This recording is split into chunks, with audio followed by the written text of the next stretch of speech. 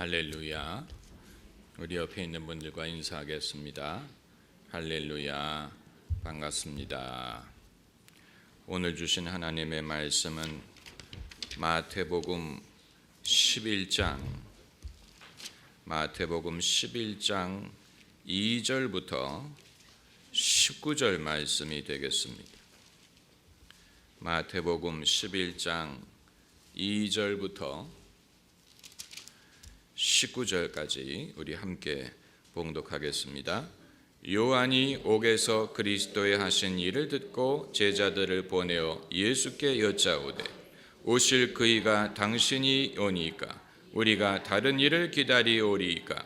예수께서 대답하여 가라사대 너희가 가서 듣고 보는 것을 요한에게 고하되 소경이 보며 앉은 뱅이가 걸으며 문둥이가 깨끗함을 받으며 귀머거리가 들으며 죽은 자가 살아나며 가난한 자에게 복음이 전파된다 하라. 누구든지 나를 인하여 실족하지 아니하는 자는 복이 있도다 하시니라. 저희가 떠나매 예수께서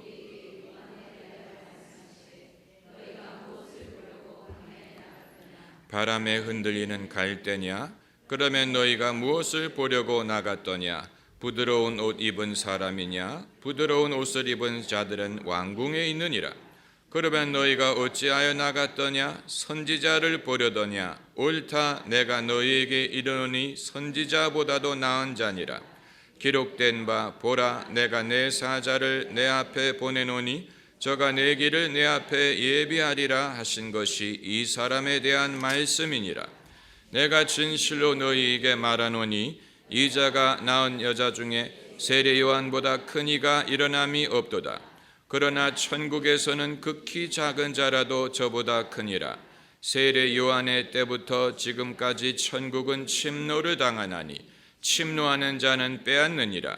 모든 선지자와 및 율법에 예언한 것이 요한까지니 만일 너희가 즐겨 받을진대 오리라 한 엘리야가 곧 이 사람이니라. 귀 있는 자는 들을지어다.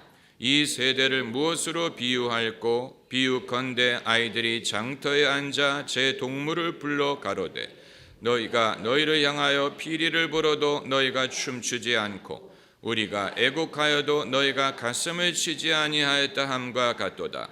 요한이 와서 먹지도 않고 마시지도 아니하매 저희가 말하기를 귀신이 들렸다 하더니 인자는 와서 먹고 마심에 말하기를 보라, 먹기를 탐하고 포도주를 즐기는 사람이요 세리와 죄인의 친구로다 하니 지혜는 그 행한 일로 인하여 옳다함을 얻느니라. 아멘. 우리가 김춘추를 말할 때 김유신을 함께 거론할 수밖에 없는 것처럼 또 관우와 장비를 말할 때 유비를 함께 거론할 수밖에 없는 것처럼 한 사람을 거론할 때 다른 사람을 안 거론할 수 없는 그런 관계가 있는 것처럼 예수님과 세례 요한을 함께 거론하지 않을 수 없습니다. 이 두 분은 같이 일하지는 않았지만 같은 시기에 같은 목적으로 둘 다 천국을 선포하고 회개를 선포했습니다. 그리고 세례 요한의 영향력이 그 당시에 멀리까지 상당히 뻗어나간 것으로 생각이 됩니다. 왜냐하면 사도행전에 바울이 에베소에 갔을 때 세례 요한의 세례를 받았다는 제자들을 만났다는 기록이 있는 것을 보면 세례 요한의 명성과 그의 신앙적인 영향력이 그 당시에 상당히 널리 퍼졌음을 추측할 수 있습니다. 그래서 세례 요한의 역사성을 확인할 수 있다면 반사이익으로 예수님의 역사성도 자동적으로 확인이 되는 것입니다. 세례 요한의 이름은 로마에까지 알려졌던 것으로 보입니다. 이 영화 벤허의 이 본디오 빌라도가 유다 총독으로 발령을 받기 전에, 이 발령을 받고 아직 떠나기 전에 이 벤허르가 구원해 주었던 제독, 해군 제독과 대화를 나누는 장면이 나오는데, 그가 유대 땅에 대해서 뭐라고 말하냐면 그 땅은 전갈과 선지자로 유명한 땅이다, 이렇게 말하는 장면이 있습니다. 똑같은 영화를 봤는데도 저는 어떻게 이렇게 신학적인 것을 발굴하는데 여러분은 그런 대화가 있는지도 모르셨죠. 하나님의 부르심을 받아야 됩니다. 그런 그 당시에 이 벤허가 그냥 전차경주 뭐 이런 것만 있는 게 아니고 예수님과 동시대의 상황을 로마의 관점에서부터 또 유대인의 관점에서부터 또 버림받은 문둥병자들의 관점에서부터 얼마나 그것을 잘 묘사했는지 몰라요. 아무튼 세례 요한은 예수님이 공생애를 시작하시기 전까지 정확하게 얼마 정도의 기간이었는지는 모르지만 그가 어렸을 때부터 광야에서 생활을 했다는 것을 보면 상당히 오랜 기간 동안에 선지자 역할을 감당했다는 것을 추측할 수 있습니다. 다만 두 사람에게는 현저한 차이점이 있었습니다. 세례 요한은 금욕주의자요, 수도사와 같은 삶을 살았습니다. 그는 약대 털로 된 옷을 입고 그의 음식은 역청과 메뚜기였다고 했습니다. 그리고 그는 광야에 거했고 사람들이 세례 요한의 말을 듣기 위해서는 광야로 나가야 했습니다.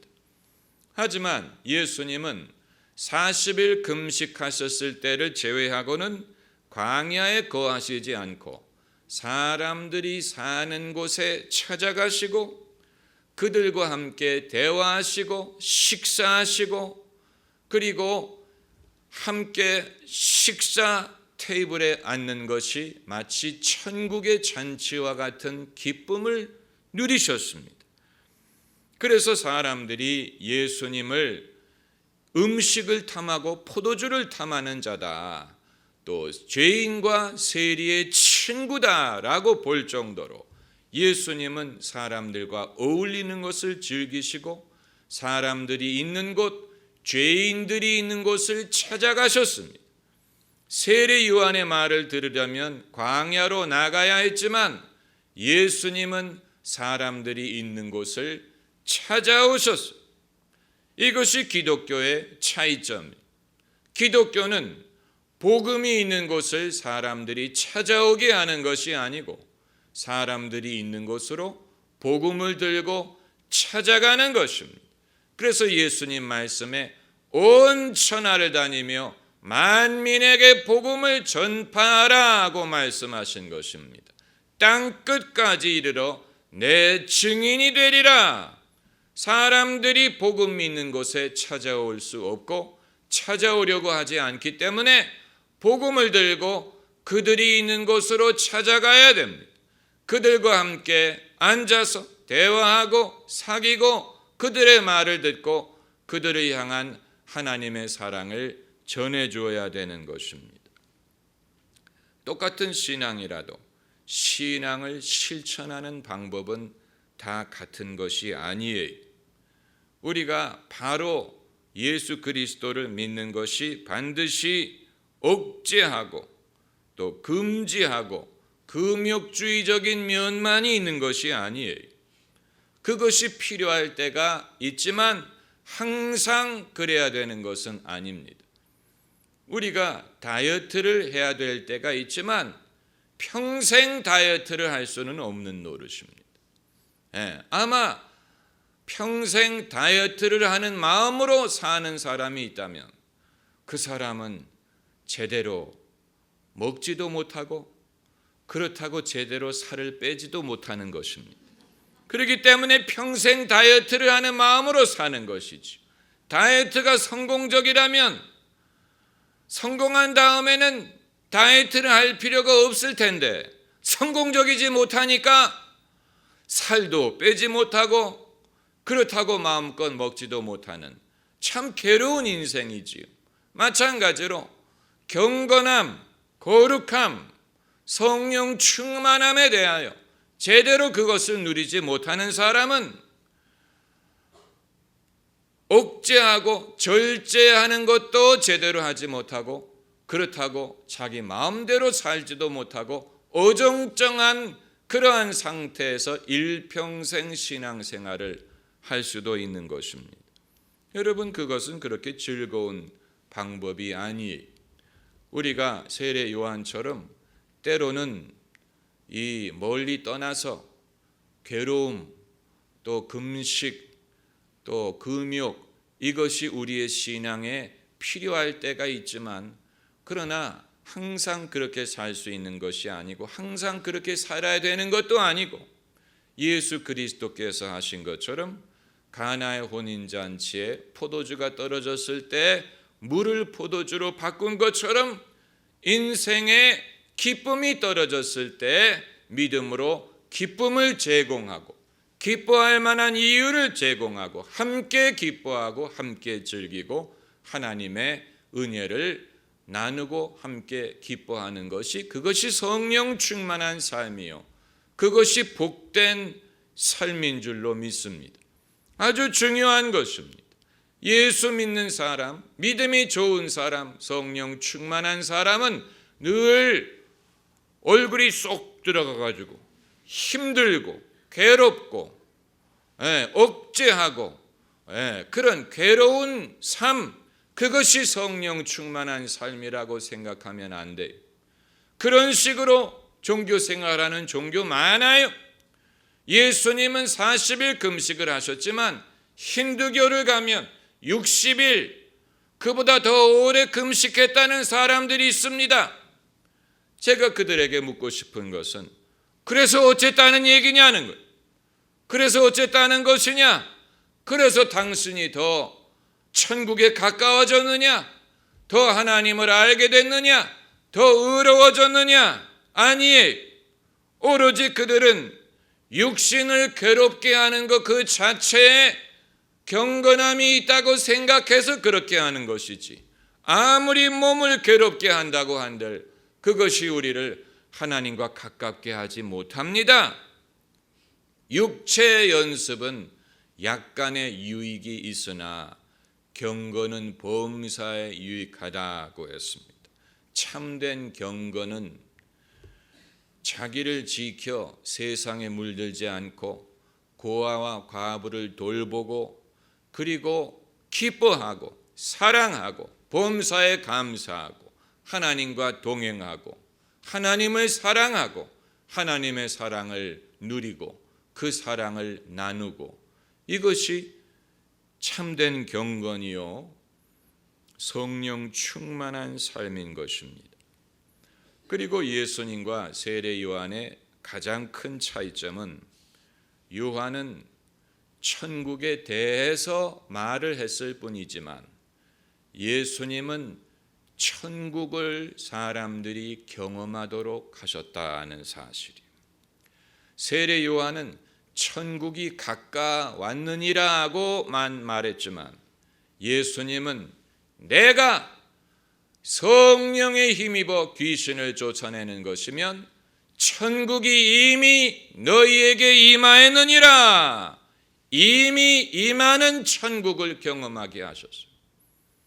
그러니까 세례 요한은 천국에 가야 된다, 천국을 준비하라고 말한 것뿐이지만 예수님은 천국에 들어가는 문을 열어주신 것이고 당신이 친히 그 문이 되신 것입니다. 나는 양의 문이다 라고 말씀하신 것처럼 그래서 본문에서 예수님이 가서 듣고 보는 것을 요한에게 고하되 소경이 보며 앉은 뱅이가 걸으며 문둥이가 깨끗함을 받으며 귀머거리가 들으며 죽은 자가 살아나며 가난한 자에게 복음이 전파된다 하라. 너희가 보고 들은 것을 전하라고 했는데 천국이 임한다는 증거를 여기에서 발견하라는 얘기입니다. 여기에 메시아가 왔다는 증거와 천국이 임했다는 증거가 있으니 이것을 요한에게 가서 전하라고 말씀을 하신 것입니다. 요한은 자기 자신이 궁금했기 때문에 물어봤다고 봅니다. 이 2절을 보면 요한이 옥에서 그리스도의 하신 일을 듣고 제자들을 보내어 예수께 여쭈었다. 물어봤어요. 자기의 궁금함 때문에 물어본 것입니다. 오실 그이가 당신이 오니까 아니면 우리가 다른 일을 기다리오리까. 자신의 궁금함 때문에 예수님께 여쭤본 것이지만 우리 모두를 대신해서 여쭤봤다고 보면 됩니다. 왜냐하면 이것은 아주 중요한 질문입니다. 동시대 사람들이 다 이 질문을 했던 것으로 여겨지지 않습니다. 대다수의 사람들은 예수님이 누구냐를 물어보지 않고 무심코 따라온 것으로 보입니다. 호기심 때문에 당장 문제를 해결하기 위하여 예수님에게 능력이 나타나기 때문에 예수님이 누구인가에 대해서 물어보지 않지만 자신의 문제가 해결되기 때문에 무심코 예수님을 따라온 사람들이 많았을 것입니다. 이들은 문제가 해결되면 되돌아갔을 것입니다. 왜냐하면 예수님에 대한 믿음이 없었기 때문에. 그러나 예수님이 누구시고 왜 오셨고 무엇을 이루기 위하여 오셨는가에 대한 진지한 질문을 하는 사람들은 많지 않았던 것으로 보입니다. 예수님의 제자들은 그것이 제일 궁금했죠. 그렇기 때문에 예수님을 따라온 것이지요. 그리고 세례 요한이 물어본 것입니다. 오실 이가 당신입니까? 아니면 우리가 다른 사람을 기다려야 됩니까? 어떤 사람들은 세례 요한이 믿음이 부족해서 이 질문을 한 것으로 생각하는데 그렇지 않습니다. 우리 모두는 믿을 근거가 있어야 됩니다. 소도 비빌 언덕이 있어야 된다고 믿을 근거가 있어야 믿음을 가질 수가 있을 것이 아닙니까? 요한은 그 근거가 무엇이냐고 물어본 것입니다. 이것은 올바른 질문이 믿을 근거를 찾아야 됩니다. 바른 질문을 해야 바른 해답을 얻을 수가 있습니다. 궁금한 게 없는 사람은 배우지도 못합니다. 제가 초등학교 시절부터 교회를 다녔지만 17살이 되어서야 거듭날 수 있었던 것은 그때가 돼서야 내가 어떻게 해야 거듭날 수 있느냐 하는 질문을 하게 됐기 때문에 그런 것입니다. 예수님이 누구시냐를 물어봐야 예수님이 누구신가를 알 수가 있고, 사람이 죽으면 어디를 가느냐를 물어봐야 내세에 대한 믿음을 가질 수가 있고, 믿지 않는 사람은 어떻게 되느냐를 물어봐야 전도와 선교의 필요성을 납득할 수가 있고, 예수를 믿은 후에 어떻게 살아야 되느냐를 물어봐야 그리스도인의 윤리에 대해서 깨달을 수가 있는 것입니다. 질문이 없는 사람은 깨닫지도 못합니다. 올바른 질문을 통하여 믿을 만한 근거를 얻을 수가 있습니다. 그런데 세례 요한은 예수님에게 한 가지를 여쭤봤지만 예수님은 많은 대답을 하셨어요. 오늘 본문의 내용이 요한의 질문에 대한 예수님의 답변입니다. 사람의 질문은 둑을 트는 삽과 같다고 보면 됩니다. 삽으로 둑을 트면 그 사이로 많은 물이 쏟아져 나오는 것처럼 사람이 하나님께 하나를 여쭤보면 하나님은 그것을 통하여 많은 것을 깨닫게 하십니다. 할렐루야. 사람이 한 가지를 궁금하게 생각하는데 그것을 통하여 하나님은 그에게 많은 것을 깨닫게 하십니다. 그래서 신앙적인 발전이 비약적으로 이루어집니다. 사람이 자신의 질문에 대한 해답을 얻을 때 비약적인 신앙의 발전이 이루어집니다. 왜냐하면 많은 것을 한꺼번에 깨달을 수가 있기 때문에.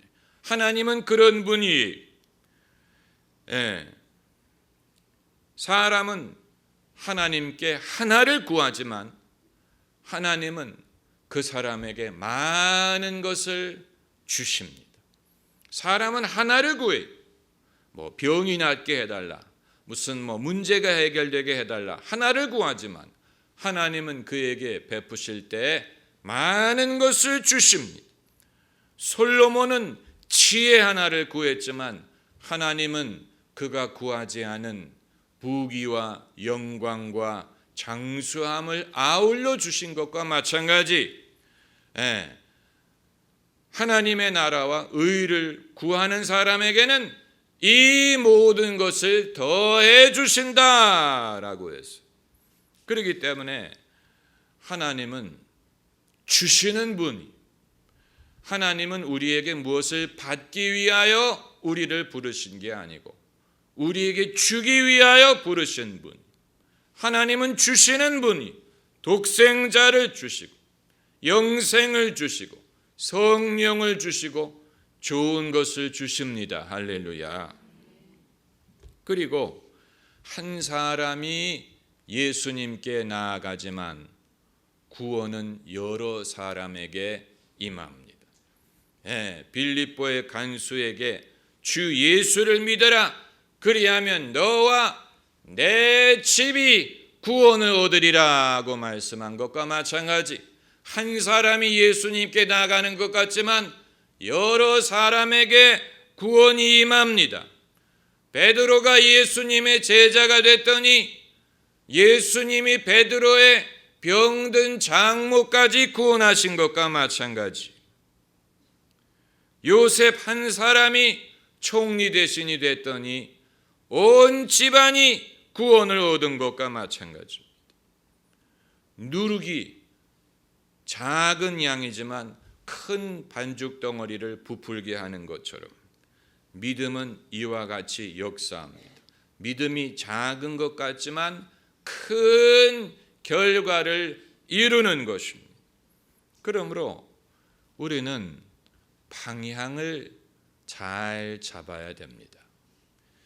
세례 요한이 다른 것에 대해서 물어보지 않고 예수님에 대해 호기심을 갖고 예수님을 알고자 하고 예수님을 바라봤어요. 방향을 잘 잡았어요. 방향을 잘못 잡으면 도리가 없습니다. 북한이 공산주의 쪽으로 방향을 잡은 것은 그들에게 큰 실수였어요. 그 결과로 온 국가가 피폐해졌죠. 그 결과로 온 국가가 가난해졌어요. 이제 그것을 돌이키는 것은 굉장히 어려운 일이 된 것이죠. 방향을 잡는 것이 중요합니다. 세례 요한은 예수님에 대해서 알기를 원했어요. 예수님을 알고자 했어요. 방향을 예수님을 향해야 됩니다. 세상을 향해 방향을 잡지 말고 하나님의 나라와 복음과 예수 그리스도에 대해서 방향을 잡으면 예수님을 통하여 우리가 미처 알지 못했던 귀하고 복된 것들을 아울러 부어주시는 것입니다. 할렐루야. 기도하십시다.